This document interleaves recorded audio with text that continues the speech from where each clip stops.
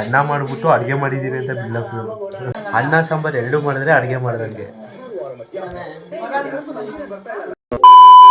Gas actually ನಮ್ಮಮ್ಮ T V ನೋಡ್ತಾ ಇರ್ತಾರೆ ಮಲ್ಕೊಂಡು. ಡಿಸ್ಟರ್ಬ್ ಮಾಡೋಣ ಅಂತ ನಾನು ರೂಮಿಂದ ಬಂದೆ ಆಚೆಗೆ. ಬಟ್ ಅಮ್ಮಗೆ ಹುಷಾರಿರಲಿಲ್ಲ. ಸೊ ಅಮ್ಮಗೆ ಜಸ್ಟ್ ಈಗ ಬಿಸಿನೀರು ಕಾಯಿಸಾಗಿ ಇಟ್ಬಿಟ್ಟು ಸ್ಟೀಮ್ಗೆ ಬಿಸಿನೀರು ಕಾಯಿಸ್ಕೊಟ್ಟೆ. ಅಮ್ಮ ಸ್ಟೀಮ್ ತೊಗೊಂಡ್ರು. ಅಮ್ಮ how are you feeling now? ಹಾಂ ಮಾ ಹೇಗೆ ಅನಿಸ್ತಾ ಇದೆ ಈಗ? ಪರವಾಗಿಲ್ವಾ? ಗೈಸ್ ಹುಷಾರಿಲ್ಲದೆ ಇದ್ದಾಗ ಸ್ಟೀಮ್ ತೊಗೊಳೋದು ತುಂಬ ಇಂಪಾರ್ಟೆಂಟ್. ಎಂತಕ್ಕಂದರೆ ಸ್ಟೀಮ್ ತೊಗೊಂಡಾಗ ಕಫ ಕಟ್ಟಿದೆ, ಕಫ ಕ್ಲಿಯರ್ ಆಗುತ್ತೆ. ತಲೆಭಾರ ಇದೆ, ತಲೆಭಾರ ಕಮ್ಮಿ ಆಗುತ್ತೆ. ನಿಜ ಅಲ್ಲ ಮಮ್ಮ? ನಿಮ್ಗೆ ಹೆಂಗೆ ಅನಿಸ್ತಾ ಇದೆ ಮಮ್ಮ ಈಗ? ಆರಾಮ್ ಅನಿಸ್ತೈತಾ?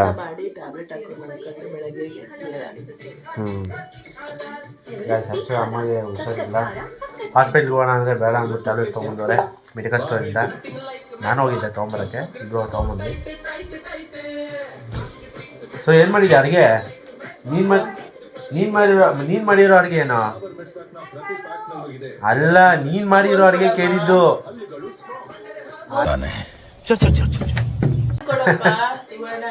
ಅವೆಲ್ಲ ಅಡುಗೆ ಮಾಡಿದೆ ಅಂದ್ರೆ ಏನು ಸರ್ ಮಾಡಿದೆ? ಅಮ್ಮ ಮಧ್ಯಾಹ್ನ ಬೇರೆ ಯಾವುದೋ ಸಾಂಬಾರು ಮಾಡಿದ್ರು. ಹೌದಾ? ಅನ್ನ ಮಾಡ್ಬಿಟ್ಟು ಅಡುಗೆ ಮಾಡಿದ್ದೀನಿ ಅಂತ ಬಿಲ್ಲಪ್. ನಮ್ಮಮ್ಮ ಮಧ್ಯಾಹ್ನ ಸಾಂಬಾರು ಮಾಡೋದು. ಅಲ್ಲ ಅದನ್ನ ಒಪ್ಕೊಂಬಿಡು, ಅದನ್ನ ಒಪ್ಕೋ. ಸಾಂಬಾರ್ ಜೊತೆ ತಿನ್ನಕ್ಕಾಗೋದು ಅದನ್ನೇ ಅಡುಗೆ ಅನ್ನೋದು. ಹೋಗ್ಬಿಟ್ಟು ಅಡುಗೆ ಮನೇಲಿ ಏನು ಮಾಡಿದ್ರು ಅಡುಗೆನೇ. ಅಡುಗೆ ಮನೇಲಿ ಅನ್ನ ಮಾಡಿದ್ರೆ ಅದು ಅನ್ನ ಮಾಡ್ದಂಗೆ, ಅಡುಗೆ ಮಾಡ್ದಂಗಲ್ಲ. ಅಂದ್ರೆ ಸಾಂಬಾರ್ ಮಾಡಿದ್ರೆ ಸಾಂಬಾರ್ ಮಾಡ್ದಂಗೆ, ಅಡುಗೆ ಮಾಡ್ದಂಗೆ. ಅನ್ನ ಸಾಂಬಾರು ಎರಡು ಮಾಡಿದ್ರೆ ಅಡುಗೆ ಮಾಡ್ದಂಗೆ.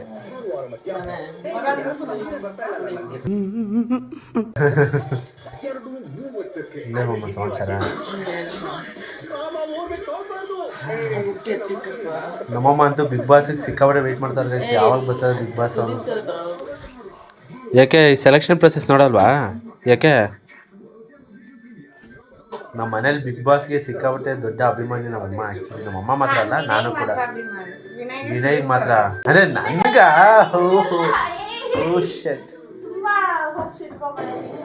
ನನಗಲ್ವಾ? ವಿನಯ್ ಗೌಡ ನನ್ನ ತಂಗಿ ವಿನಯ್ ಗೌಡ ಸಿಕ್ಕಾಪಟ್ಟೆ ದೊಡ್ಡ ಫ್ಯಾನ್ ಗೈಸ್.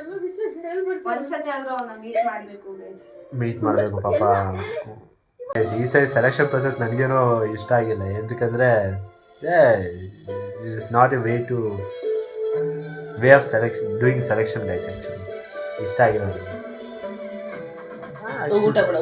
ಹ್ಞೂಮ್ಮ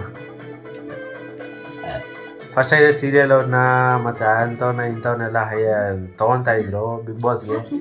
ಬಟ್ ಅವ್ರು ನಮಗೆ ಆ್ಯಕ್ಚುಲಿ ರಿಯಾಲಿಟಿ ಹೇಳ್ಬೇಕಂದ್ರೆ ಅವ್ರು ನಮ್ಗೆ ಗೊತ್ತೇ ಇರ್ತಿರಲಿಲ್ಲ. ಸೈಡ್ ಆ್ಯಕ್ಟರ್ಸ್ ಅಂತೆ ಅವ್ರು ಇವ್ರನ್ನೆಲ್ಲ ತೊಗೊಂಡವ್ರು ನಮ್ಗೆ ಗೊತ್ತೇ ಇರ್ತಿರಲಿಲ್ಲ. ಅವ್ರನ್ನ ಎಷ್ಟು ಆರಾಮಾಗಿ ಕರ್ಕೊಂಡ್ಬಿಡ್ತಿದ್ರು ಬಿಗ್ ಬಾಸ್ಗೆ. ಬಟ್ ಈಗ ಇನ್ಫ್ಲೂಯೆನ್ಸರ್ಸ್ ಆಲ್ಮೋಸ್ಟ್ ಅಲ್ಲಿ ಪ್ರತಿಯೊಂದು ಮನೆಯಲ್ಲಿ ಎಲ್ಲರಿಗೂ ಇಲ್ಲ ಅಂದರೂ ಪ್ರತಿಯೊಂದು ಮನೇಲಿ ಒಂದು 2-3 ಜನಕ್ಕೆ ಅಥವಾ ಒಬ್ಬರಿಗಾದ್ರೂ ಅಟ್ಲೀಸ್ಟ್ ರೀಚ್ ಆಗಿರ್ತಾರೆ. ಅಂಥವ್ರನ್ನ ಕಳೆದು ಸ್ಟೇಜ್ನ ಅವಮಾನ ಮಾಡ್ತಾರೆ ಗೈಸ್. ಬೇಜಾರುತ್ತೆ ಗೈಸ್. ಅವ್ರ ಪೊಸಿಷನಲ್ಲಿ ನಿಂತ್ಕೊಂಡು ಯೋಚನೆ ಮಾಡಿದಾಗ ಬೇಜಾರಾಗುತ್ತೆ. It should not be done like that.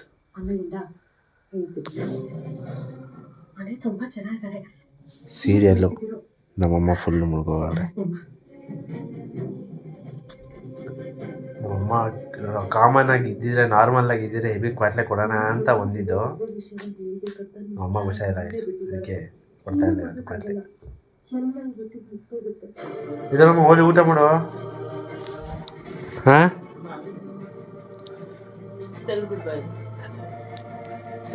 ತೆಗಿತೇನೆ. Okay guys, see you in next coming vlogs. Bye, see you. ನಾಳೆಯಿಂದ ಆಫೀಸಿಗೆ ಬೇರೆ ಹೋಗಬೇಕು. ನೋಟಿಸ್ ಪೀರಿಯಡ್ ನಾಳೆಯಿಂದ ಹೋಗಬೇಕು. September 18th I have to go for job which I have design ಮಾಡಿದಂಥ job ಮತ್ತೆ ಹೋಗಬೇಕು. ಮತ್ತು ನಾಳೆಯಿಂದ ಬೆಳಿಗ್ಗೆನೇ ಬೇಗ ಎದ್ದು ರೆಡಿಯಾಗಿ ಹೋಗಬೇಕು.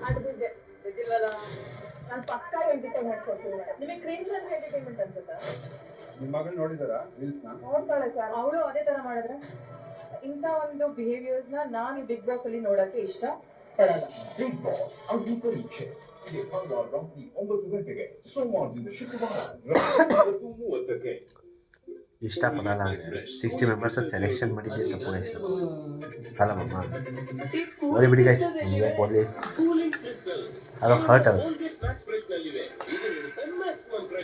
ನಾಳೆಯಿಂದ ಮತ್ತೆ back to job daily routine. Morning ಎದ್ದೋಳು ನೈಟ್ 9:30 ಆಗ್ಬಿಡುತ್ತೆ ಬರೋಕ್ಕೆ ಮನೆಗೆ. ಪಾಪ ನಮ್ಮ ಅಮ್ಮಗೆ ಜಾಸ್ತಿ ಹಿಂಸೆ ಆಗ್ಬಿಡುತ್ತೆ. ಮಾರ್ನಿಂಗ್ ಬೇಗ ನನಗಿಂತ ಬೇಗ ಎದ್ದು ಅಡುಗೆ ಮಾಡ್ತಾರೆ ಗೈಸ್, ನನಗಿಂತ ಬೇಗ ಎದ್ದು ಅಡುಗೆ ಮಾಡ್ತಾರೆ. ಬಂದೇ ಎಬ್ಬಿಸ್ತಾರೆ, ಎದ್ದೋಳು ಟೈಮ್ ಆಯಿತು ಕಾಫಿ ಕುಡಿ ಅಂತ. ತಿಂಡಿ ಮಾಡೋಕ್ಕೂ ಸಾಧ್ಯ ಆಗ್ತಾ ಇರಲಿಲ್ಲ, ತುಂಬಾ ಸುಸ್ತಾಗ್ತಾ ಇತ್ತು, ಡೈಜೆಷನ್ ಗೈಸ್ ಬೇಗ ಮಲ್ಕೋಬೇಕು. So see you in next coming box. Bye bye bye. ಸಿಗ್ತೀನಿ ನಾಳೆ ಆಫೀಸ್ಗೆ ಹೋಗ್ಬೇಕಾದ್ರೆ. ಬಾಯ್. ತುಂಬಾ ಚೆನ್ನಾಗಿ ಆಗ್ತಾ ಅರ್ಥ ಆಯ್ತು.